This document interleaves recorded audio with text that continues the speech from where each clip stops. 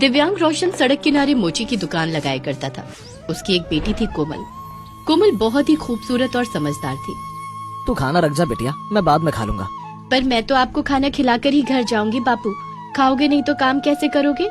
अच्छा मेरी दादी, ला खा लेता हूँ। कोमल बापू को खाना खिलाकर घर जा रही थी। तुम्हें ज्यादा चोट तो नहीं आई ना? नहीं दीदी, मेरा नाम तन्नू है, मेरा घर पास में ही है, क्या आप मुझे मेरे घर तक छोड़ देंगी? हाँ जरूर छोड़ दूंगी तन्नू रानी, चलो आओ मेरे साथ। ये कहकर कोमल तनु का बैग उठा लेती है और तनु को उसके घर ले जाती है।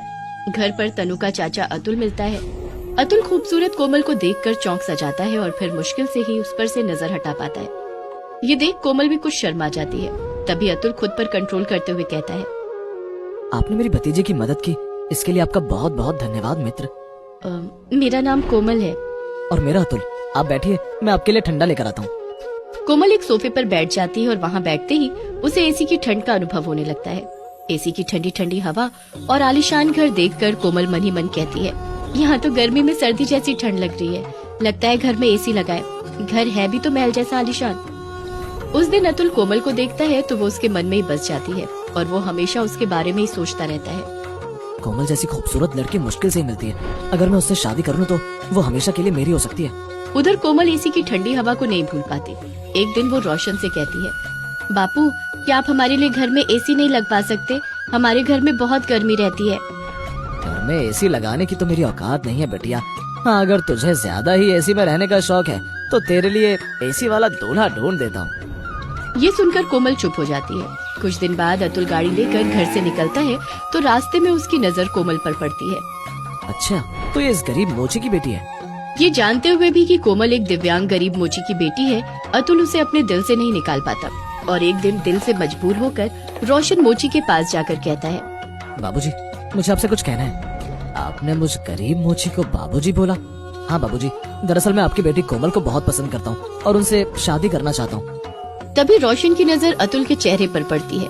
गर्मी के कारण पसीने से तरबतर हो रहा था। अतुल की ये हालत देखकर रोशन कहता है, शायद आपसे गर्मी सहन नहीं हो रही है, एसी में रहने की आदत होगी, पर मुझ गरीब के घर में तो पंखा कूलर तक नहीं है।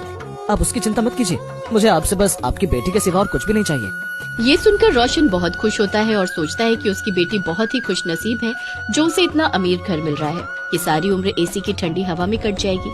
यही सोचकर वो इस शादी से इनकार नहीं कर पाता। मुझे ये रिश्ता मंजूर है साहब। तो अब आप मुझे साहब कहना छोड़िए बाबूजी और आज से बेटा कहकर बुलाइए। फिर बहुत ही सादे तरीके से अतुल और कोमल की शादी हो जाती है और कोमल अपने ससुराल आ जाती है। तनु कोमल को देखते ही पहचान लेती है। दीदी आप मेरी आंटी बन गई? माँ मैं तो आंटी को पहले से ही जानती हूँ। तभी कोमल की जेठानी आशा कहती है, अच्छा तो झोपड़ी में रहने वाली अपनी आंटी को तुम पहले से ही जानती हो? अपनी जेठानी की बात सुनकर कोमल को लगा कि जैसे उसकी जेठानी ने उस पर ताना मारा हो, पर वो कुछ नहीं बोली। फिर आशा उसे उसका कमरा दिखाने के लिए ले गई। ये रहा तुम्हारा कमरा, कैसा लगा? तभी कोमल ने कहा, दीदी कमरा तो अच्छा है पर मुझे बहुत जोर की प्यास लगी है, थोड़ा पानी मिलेगा क्या? अम्मा मैं लाऊं चाची के लिए पानी? आशा तनु को चुप कराते हुए कहती है, पहले चाची से ये तो पूछ ले कि सिर्फ फ्रिज का ठंडा पानी पीना है या फिर घड़े का पानी, क्योंकि गरीब लोगों को फ्रिज का ठंडा पानी नसीब ही कहाँ होता है। दीदी मेरे लिए तो सादा पानी ही मंगा दीजिए। तनु कोमल के लिए पानी लाती है और कोमल जैसे ही पानी पीती है आशा उसके गहनों की तरफ देखते हुए कहती है, अब इस बोझ को उतार कर आराम कर लो, इतना बोझ उठाने की तुम्हारी आदत भी तो नहीं होगी ना। ये कहकर आशा तनु को साथ लेकर वहाँ से चली जाती है और कुछ देर बाद अतुल कमरे में आता है। कहो कोमल, कैसा लगा ससुराल? बहुत अच्छा लगा अतुल, पर भाभी ऐसी है, उसकी बातों को दिल पर मत लेना, बहुत अमीर घर की है, इसलिए बड़े बोल बोलने से नहीं चुकती। तभी कोमल का ध्यान एसी की ठंडी हवा की तरफ जाता है तो वो अतुल से कहती है, अतुल मुझे पहली बार एसी की ठंडी हवा आपके घर में खाने को मिली थी। वो दिन मैं कैसे भूल सकता हूँ कोमल, अब ये घर तुम्हारा भी तो है, अब तुम हमेशा ऐसी ही हवा खाना। एक दिन सुबह कोमल नहा धोकर रसोई में आशा का हाथ बटवाने के लिए आती है, मगर आशा उसे देखते ही भड़क उठती है। ये क्या साड़ी पहनी है तुमने? ऐसी साड़ी तो हमारे घर की नौकरानी भी ना पहने। दीदी मेरे पास तो ऐसी ही साड़ियाँ हैं। ऐसी घटिया साड़ी पहनकर हम अमीरों की नाक कटवाने का इरादा है क्या? चलो मैं देती हूँ तुम्हें साड़ियाँ। दोपहर को तनु स्कूल से घर वापस आती है। उस समय आशा अपने मोबाइल में बिजी होती है और कोमल एसी की ठंडी हवा में आराम फरमा रही होती है। तभी तनु आशा से कहती है, मम्मा जल्दी से मेरा होमवर्क पूरा करा दो, आज बहुत सारा होमवर्क मिला है। आज से तेरा होमवर्क कराने का काम तेरी चाची करेगी, समझी? चल बुलाओ उसे। कोमल, ओ कोमल, जरा इधर तो आ। आशा के इस तरह आवाज देने पर कोमल थोड़ी घबरा जाती है और तुरंत भागी भागी अपने कमरे से बाहर आती है। क्या हुआ दीदी? हुआ मेरा सर, दीदी की बच्ची सारा दिन बेड पर पड़ी एसी का बिल बढ़ाती रहती है, कुछ काम भी कर लिया कर। क्या काम करूँ दीदी? सुना है तू कॉलेज में पढ़ी है, सुन आज से तनु का होमवर्क तू ही करवाएगी। सारा दिन फ्री में एसी पेलने का कुछ फायदा तो मिले। एक दिन कोमल घर की सफाई कर रही थी, तभी उसे एसी पर कुछ धूल जमी दिखाई देती है।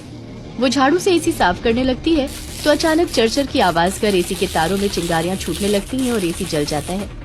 ये देख आशा कोमल पर आग बबूला होती है। जला डाला एसी, इसकी कीमत का भी पता है? झोपड़ी में रहने वाली, अब तुझे झोपड़ी में ही रहना पड़ेगा। अब ये क्या कर रही है दीदी? चल निकल मेरे घर से। पर ये घर तो उनका भी है। ये सुनकर आशा और ज्यादा भड़क उठती है। अपने पतिदेव से पूछ कि उनकी माँ उनके लिए क्या छोड़कर मरी थी। सौतेले को खिला पिलाकर सांड जैसा पाल दिया, ये क्या कम है? ये सुनकर कोमल चौंक जाती है। तो क्या अतुल आपके सौतेले देवर है दीदी? उसी से पूछ लो और इस घर से निकलो। ये सुनकर कोमल कुछ नहीं बोल पाती। अतुल का बड़ा भाई गजेंद्र भी बुद्ध बनकर तमाशा देखता रहता है। जब अतुल और कोमल घर छोड़कर चलने लगते हैं तो तनु रोते हुए कहती है, बचाओ चाची, चाचा चाची को वापस ले आओ ना। चुप कर तनु, तेरे गरीब चाचा चाची हम अमीरों के साथ नहीं रह सकते। घर छोड़कर वो दोनों सड़क पर आ जाते हैं और फिर कोमल अतुल को समझाते हुए कहती है, जब तक हमें कोई नौकरी नहीं मिलती तब तक हम अम्मा और बापू के साथ रह लें क्या? जैसे तुम्हारी मर्जी कोमल। ये फैसला कर अतुल कोमल के घर आ जाता है और रोशन उन दोनों की बातें सुनकर कहता है, बेटा हमारे घर एसी तो है नहीं, पर 2 रोटी की कोई कमी नहीं है। तुम दोनों जब तक चाहो यहाँ रह सकते हो। एक दिन कोमल अतुल से कहती है, अतुल बुरा न मानो तो एक बात कहूँ? हाँ कहो कोमल। मैं मोची का काम अच्छे से जानती हूँ, अगर आप इजाजत दे तो हम जूते बनाने का काम शुरू कर सकते हैं। ये सुनकर रोशन कहता है, काम छोटा जरूर है बेटा, पर मुझे कोमल पर पूरा भरोसा है। अगर तुम उसका साथ दोगे तो बहुत अच्छा काम चलेगा। कोई काम छोटा नहीं होता बाबूजी, मैं कोमल के साथ मिलकर काम करूंगा। उस दिन के बाद कोमल जूते बनाती और अतुल उनको जूतों की दुकान पर बेच कर आता।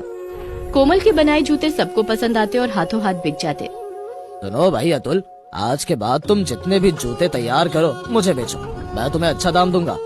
धीरे धीरे काम बढ़ जाता है और खूब पैसा आने लगता है। अब रोशन भी कोमल के साथ ही काम करने लगता है। फिर एक दिन अतुल घर में एसी लेकर आता है।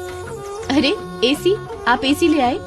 हाँ कोमल, अब हम सब एसी की ठंडी हवा में बैठकर जूते बनाया करेंगे। समय बीतता जाता है और मार्केट में उनके बनाए जूतों की मांग बढ़ जाती है। अतुल जूतों का अपना शोरूम खोल लेता है और वो जूते बनाने की छोटी फैक्ट्री के मालिक बन जाते हैं। इस तरह अतुल अपने बड़े भाई गजेंद्र से भी बहुत अमीर हो जाता है।